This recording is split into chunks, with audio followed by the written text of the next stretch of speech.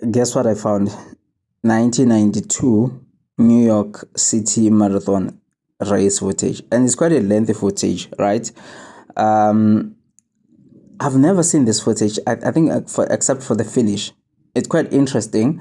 I think I've seen the one of Hendrik Ramala winning the I think 2003 New York City Marathon. No. I think it's before that. No, it's 2003 New York City Marathon. He won it. I might be wrong, but the following year, he tried to defend the title. The Kenyan was here. This is as you can see, William Mtolo or William Mtolo. KZN, my dad. KZN, people are saying, you're not respecting Mtolo. No, guys, this is a race analysis. Anyway, as you can see, one thing that I found so interesting, it's they're wearing. I ran the Comrades Marathon. I ran the Comrades Marathon 2011, and we were given these gloves on the race pack. Obviously, it's cold in the morning. You stay warm, and they're quite popular. I'm not sure if they still do that. I was like, oh, okay, this was the trend, right? But now I don't know, maybe or people just got used to just waking up in the morning and running. I don't know, but things change, right? But we're no longer seeing these gloves that runners away in the morning, right? And I was looking at the some of the athletes that were running this race, and they were South Korea, some athlete from South Korea, from so Japan was not surprised. I think I saw one from Mexico, because one of the articles I was reading, William Mtolo also did talk about the South Americans or the runners from Mexico. So it was quite interesting, the geography of running that time, right? Men's lead back, you can't see the eventual winner of the race, which is good. It was just like, guys, you go. This is the first time I'm running the race. Interesting. He was invited in 1991 to come and see the race, because people plan like, okay, 1992 South Africa is because it was leading up to the Olympics, remember, in the 1992 Barcelona Olympics. So the word was out that South Africa is going to be allowed to compete, because there was a referendum during the time of F.W. de Klerk. He put out a referendum to end apartheid in South Africa, of which is good, right? So he was invited to see how things go, and it was good that he came back and won the race. I think this bridge was under construction. This guy looks like a South African runner that I know, right? I'm sure you also know the runner, but for me, he looks so South African. I don't know, maybe he's from Tanzania or something, right? Guys, for this race, I didn't do any research. I'm just reacting to the video because the comment was in Spanish. I was like, this is a good video. A lot of people who follow me on Facebook, I think, will enjoy the footage, right?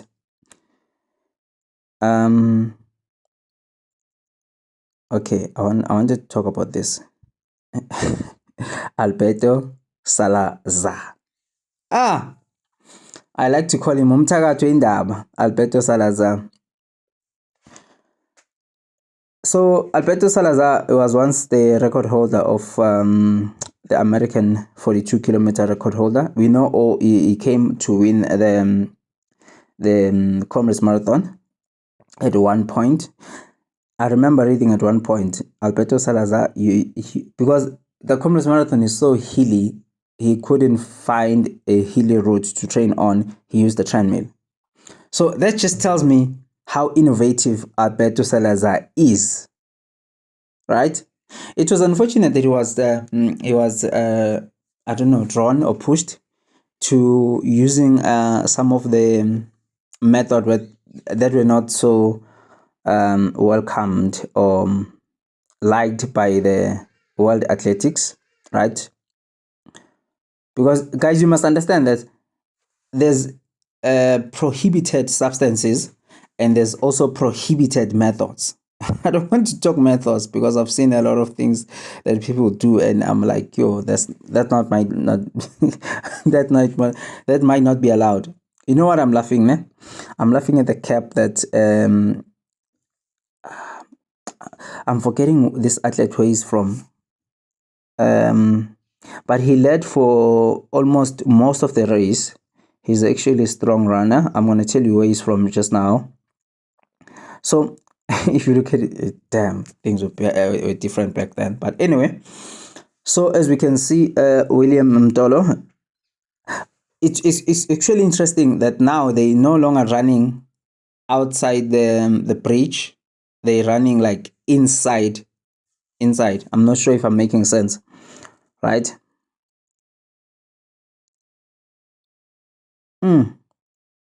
Yeah, running is not easy, guys. Running a marathon, as we can see, mobile toilets that are there.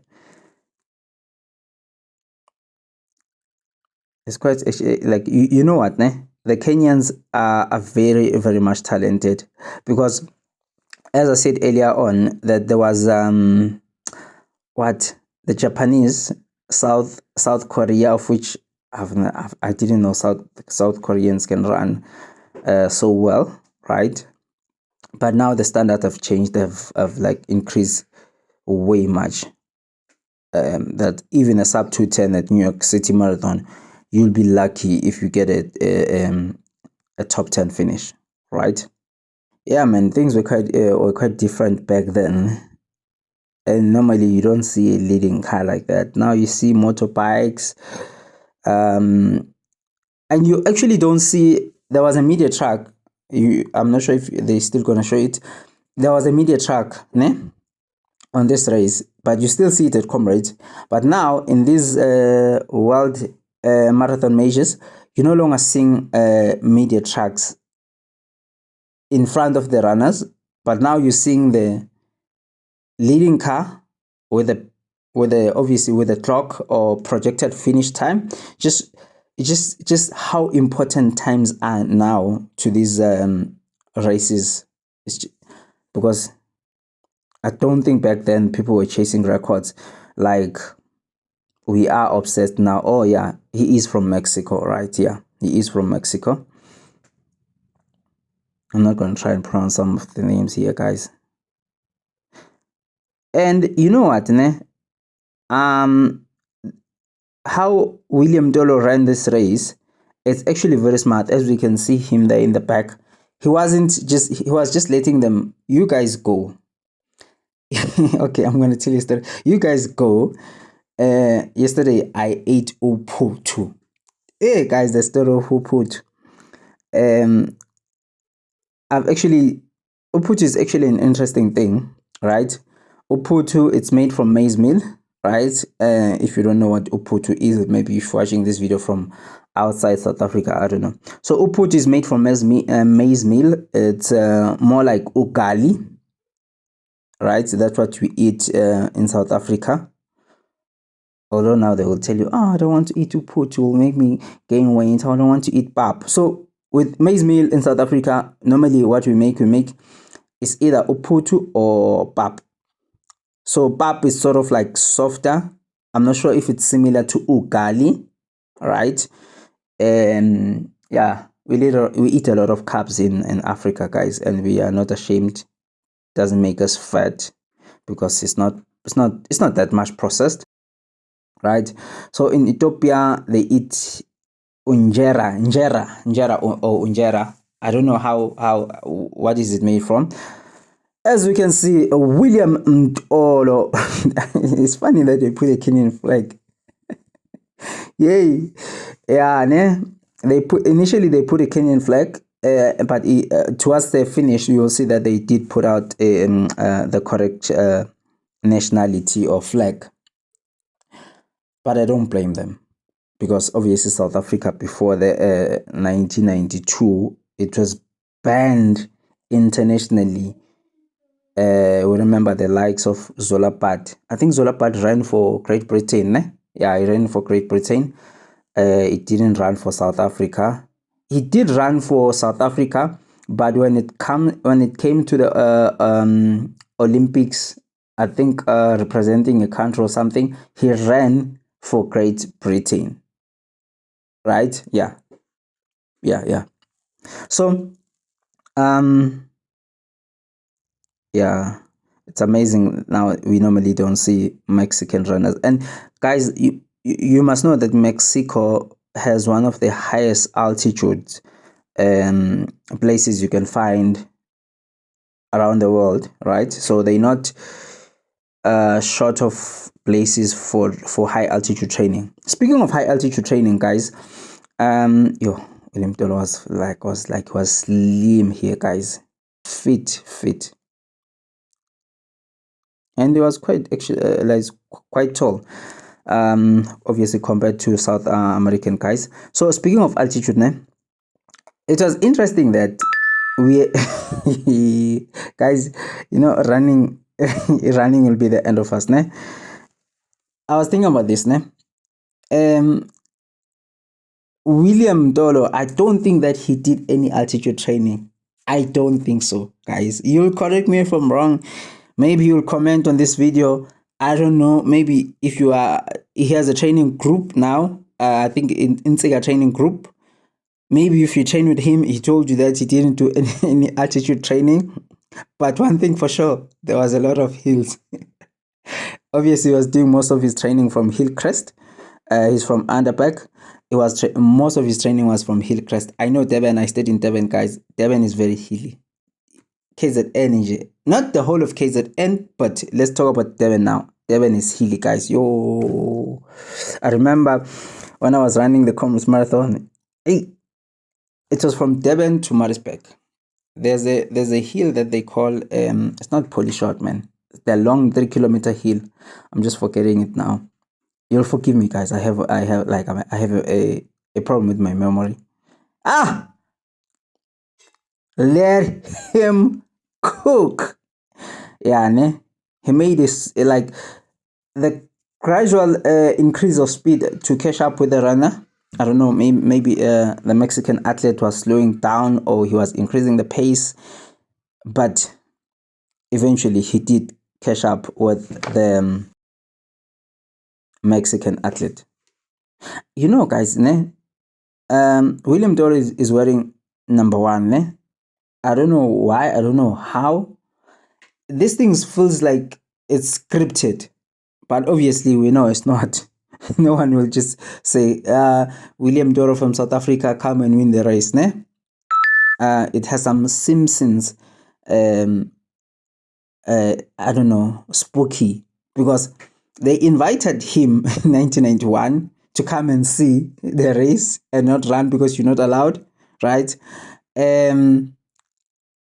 He's wearing beep number 1. The following year, he wins the race, and South Africa celebrates. What a way to welcome South Africa back into international sport. Yeah, I wouldn't blame you if you say, I know this thing was scripted, but this wasn't scripted, guys. This is a very good athlete from South Africa, William Doro. I remember one of the things that also made them to be impressed, it was that he actually had a good race in South African Marathon Championships, where he ran 2:08 and 15. 2:08 and 15, guys. How many guys can run 2:08 and 15 in South Africa right now? Because it's not like we have gone back in terms of the number of people running. You understand? It's not actually. But anyway, that's topic for another day. So speaking of hills, as we can see, he pulls away. So what was on about? But anyway, as we can see, he's pulling away. Because I remember I was reading some interview. I think it was the Top Runner or something, or Runner's World. It was like, I knew that when it comes to hill, I'm strong. Obviously, it's from Durban, right? It's interesting that from 1992 all the way. You know what, all the way to 2004. After this video, do me a favor, Google Hendrik Ramala and go to pictures and Google Hendrik Ramala 10,000 meters or track and Google the pictures. You will see the shoe he was running in. It's funny. It was big and it looked so rigid, but that guy could run, guys. It just shows the amount of impact the training you do has on your running times. It's not altitude training. It's not the latest carbohydrate mix or trend. It's not anything like, it's not these GPS watches, heart rate monitors. It's just pure mileage, guys, pure training. You understand? So it's quite interesting. Yeah, now they put the correct flag. Oh, he was 33. Hey, my dad. So now they put the correct flag, the old South African flag, of which some of these stubborn guys, they still want to use it. But anyway, we are a diverse country. It's nice to have a diverse country where everyone does their own thing and we argue and all that kind of thing. Yeah, it's very nice. I enjoy that. Mexico, interesting. This guy actually did a very good job.